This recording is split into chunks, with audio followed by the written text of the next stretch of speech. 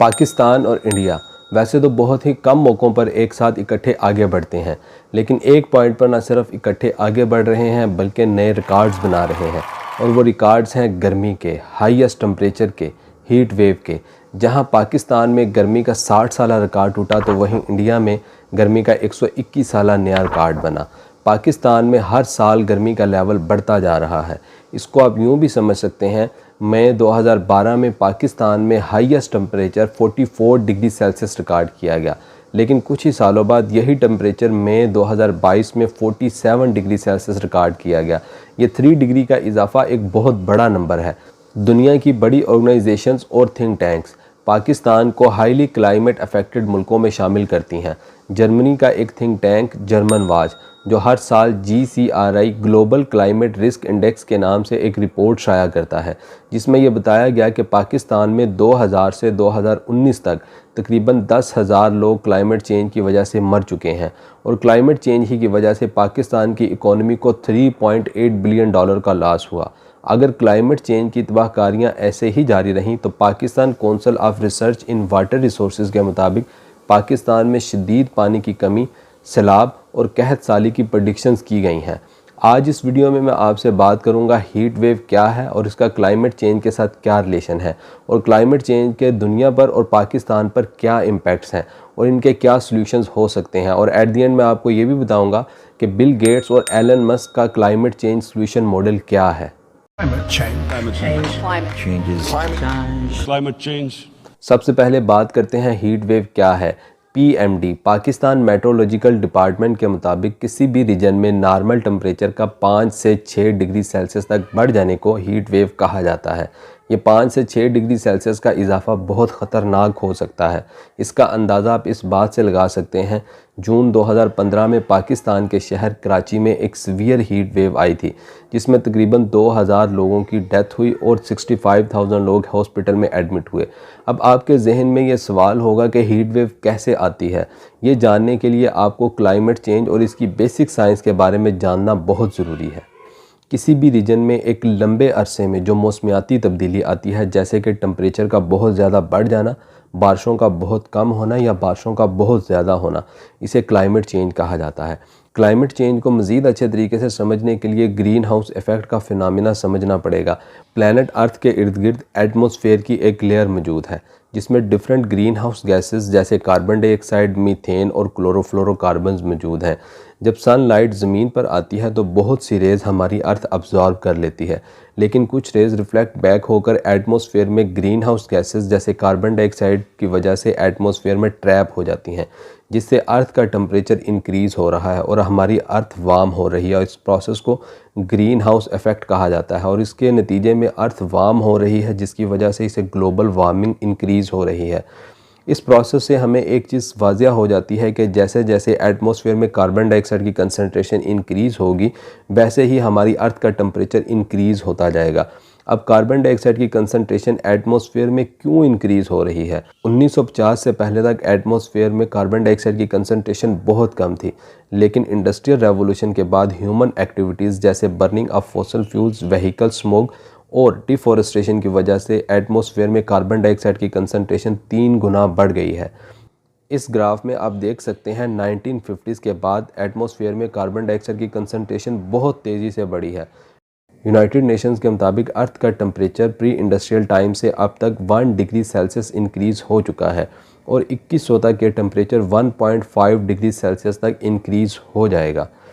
लेकिन मसला यहाँ पर यह है कि अर्थ का टेम्परेचर 2030 तक ही 1.5 डिग्री सेल्सियस तक इंक्रीज़ हो जाएगा, और अगर इसी रफ्तार से कार्बन डाइऑक्साइड की इमिशंस एटमॉस्फेयर में बढ़ती रही तो 2100 तक ये टेम्परेचर 5.8 डिग्री सेल्सियस तक इंक्रीज़ हो जाएगा, जो कि बहुत ख़तरनाक है। और इसके नेगेटिव इम्पैक्ट्स हमें नज़र भी आ रहे हैं, जैसे पोलर रीजन अंटार्कटिका और ग्रीनलैंड में हाई टेम्परेचर की वजह से आइस शीट बहुत तेज़ी से मेल्ट हो रही हैं, जिससे सी लेवल राइज़ हो रहा है।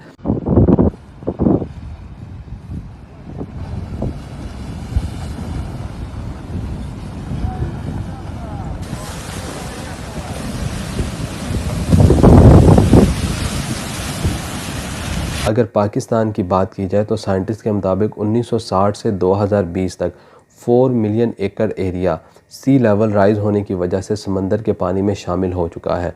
पोलर रीजन के बाद सबसे ज़्यादा ग्लेशियर्स पाकिस्तान में मौजूद है। टेम्परेचर राइज होने की वजह से ये ग्लेशियर्स बहुत तेज़ी से मेल्ट हो रहे हैं, जिससे सीवियर फ्लड्स के ख़तरात मौजूद हैं। वर्ल्ड बैंक और एशियन डेवलपमेंट बैंक ने पाकिस्तान की क्लाइमेट रिस्क कंट्री प्रोफाइल जारी की है, जिसमें पाकिस्तान को सैलाब से मुतासरा मुल्कों में 8वें नंबर पर रैंक किया गया है। पाकिस्तान एक एग्रीकल्चरल कंट्री है जिसमें 60% लोगों का रोज़गार डायरेक्टली या इनडायरेक्टली एग्रीकल्चर के साथ मुंसलिक है। क्लाइमेट चेंज की वजह से क्रॉप ग्रोइंग पैटर्न भी चेंज हो रहे हैं और एनुअल रेनफॉल भी बहुत कम हो गया है, जिससे एग्रीकल्चरल प्रोडक्शन में 6 to 18% तक कमी आई। क्लाइमेट चेंज की वजह से हेल्थ पर भी बहुत से नेगेटिव इम्पैक्ट्स आ रहे हैं। सीवियर हीट वेव्स की वजह से हीट स्ट्रोक्स और हाई कार्बन डाइऑक्साइड कंसनट्रेशन की वजह से लंग्स और एस्थमा की बीमारियां बहुत कॉमन हो रही हैं। अब आपको क्लाइमेट चेंज और इसके इम्पैक्ट्स का काफ़ी हद तक अंदाज़ा हो चुका होगा। क्लाइमेट चेंज के सीवियर इम्पैक्ट्स और ख़तरात को देखते हुए दुनिया के लीडर्स ने एक एग्रीमेंट साइन किया, जिसे पेरिस एग्रीमेंट कहा जाता है। इसका सबसे बड़ा पॉइंट ये है कि 2100 तक ज़मीन का टेम्परेचर 1.5 डिग्री सेल्सियस तक ही मेंटेन किया जाएगा और इसको इससे ज़्यादा बढ़ने नहीं दिया जाएगा। तो इसके लिए हर कंट्री ने अपने कुछ टारगेट सेट किए हैं कार्बन डाइऑक्साइड की इमिशंस को रिड्यूस करने के लिए। इन टारगेट्स को NDCs नेशनली डिटरमाइंड कंट्रीब्यूशंस कहा जाता है। अगर स्पेसिफिकली पाकिस्तान की बात की जाए तो 2010 से 2020 तक पाकिस्तान में कार्बन डाइऑक्साइड की इमिशंस 12% तक इंक्रीज़ हो चुकी हैं। पाकिस्तान ने पेरिस एग्रीमेंट में जो NDCs साइन किए हैं उसके मुताबिक पाकिस्तान में 2030 तक 50% कार्बन डाइऑक्साइड की इमिशंस को कम किया जाएगा और साथ ही पाकिस्तान 2030 तक 30% व्हीकल्स को इलेक्ट्रिसिटी पर कन्वर्ट करेगा। और पाकिस्तान का एक बहुत बड़ा प्रोजेक्ट जो पाकिस्तान के former prime minister Imran Khan ने शुरू किया, जिसका नाम है TBTTP 10 billion tree tsunami project.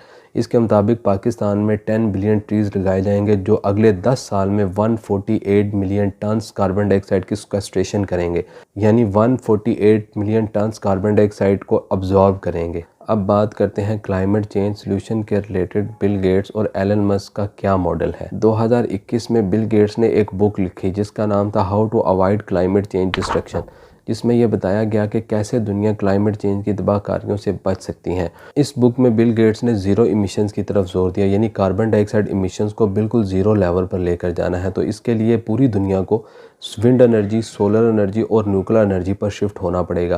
तो इसके लिए बिल गेट्स ने एक मेथड इंट्रोड्यूस करवाया जिसका नाम है कार्बन प्राइसिंग।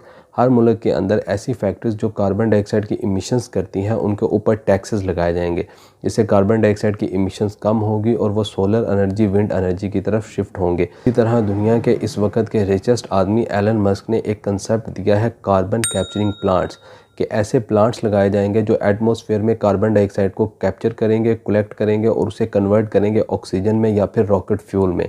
तो इसके लिए जो पहला प्लांट है वो आइसलैंड में लगाया गया है जो एनुअली 4000 टन्स कार्बन डाइऑक्साइड को कलेक्ट करेगा और उसे ऑक्सीजन या फिर फ्यूल एनर्जी में कन्वर्ट करेगा। एंड बात करते हैं एज ए इंडिविजुअल हम क्या रोल प्ले कर सकते हैं क्लाइमेट चेंज की तबाहकारियों से बचने के लिए। तो कुछ स्टेप्स हैं जो हमें ज़रूर फॉलो करने चाहिए। नंबर 1, पौधे लगाएं और उनकी प्रॉपर केयर करें। ये सिर्फ यही नहीं कि दरख्त उगाते हैं और इससे ग्लोबल वार्मिंग का इम्पैक्ट है, पानी रिटेन करता है दरख्त। नंबर 2, हाउस होल्ड गार्बेज को प्रॉपर डिस्पोज ऑफ करें। इसके अलावा कुछ पर्सनल चॉइसेस भी हैं जो अहम रोल प्ले कर सकती हैं क्लाइमेट चेंज की तबाहकारियों से बचने के लिए। जैसा कि एक रिसर्च में बताया गया, अगर हम मीट की जगह वेजिटेबल्स का यूज़ ज़्यादा करें तो ये ग्रीन हाउस गैस इमिशंस को 6% तक रिड्यूस कर सकते हैं। इसी तरह शॉर्ट डिस्टेंस ट्रैवल के लिए साइकिलिंग एक बहुत अच्छा ऑप्शन है जो फ्यूल कंजम्पशन को भी रिड्यूस करेगा और ग्रीन हाउस गैस इमिशंस को भी रिड्यूस करेगा। और घर में इलेक्ट्रिसिटी और एनर्जी का यूज़ सिर्फ ज़रूरत के वक्त करें। उम्मीद है आपको ये वीडियो पसंद आई होगी। Thank you.